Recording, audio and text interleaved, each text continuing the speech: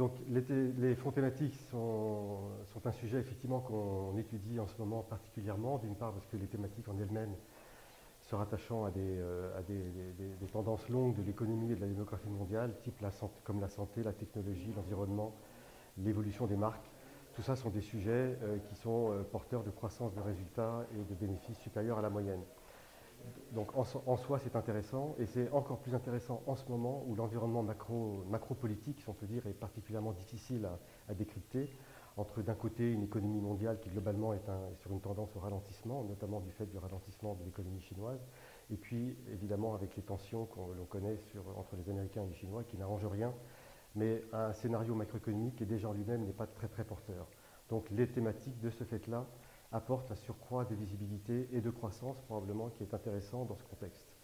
Alors ça c'est un peu la logique macro, on va dire,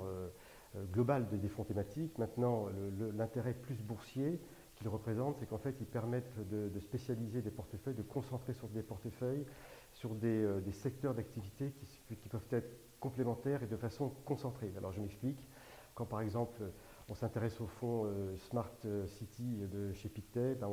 globalement on va avoir un portefeuille qui va être concentré sur l'immobilier, la technologie et les biens d'équipement.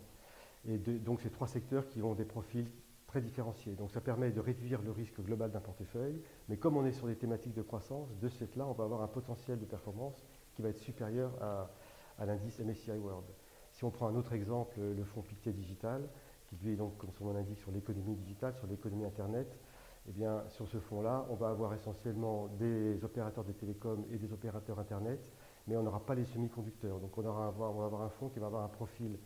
de risque plutôt nettement plus bas que sa catégorie, du même ordre en gros que la MSCI World, mais par contre avec un potentiel évidemment de croissance qui est lié à celui d'Internet, et donc on imagine a priori nettement supérieur à celui du PIB mondial.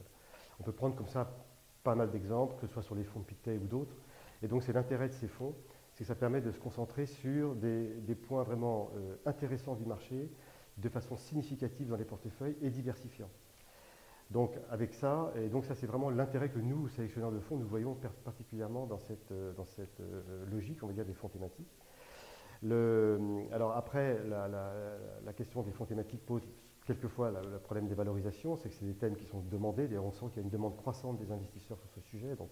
il est vraisemblable que la dynamique de performance est loin de se terminer. On est sur des valorisations élevées, et donc qui posent le problème notamment de la sensibilité de ces fonds aux taux d'intérêt, mais on peut supposer quand même que les taux d'intérêt ne sont pas destinés à remonter significativement à moyen terme, donc c'est un sujet qui est présent, qu'il faut avoir à l'esprit, mais qui est a priori mineur pour le moment en tout cas. Et puis dernier point, dernier intérêt aussi des fonds thématiques, c'est qu'ils apportent de la lisibilité à un portefeuille. Ça, je crois que c'est important, que ce soit pour l'intermédiaire qui propose ce fonds à un client et pour le client final. C'est plus facile et c'est plus intéressant de comprendre ce qu'on fait, enfin d'expliquer et de comprendre ce qu'on fait à travers un fonds qui investit sur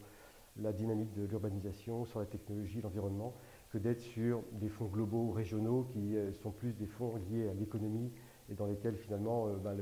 le moteur de performance est moins évident, et a fortiori dans le contexte macro que l'on connaît, comme je l'ai dit au début.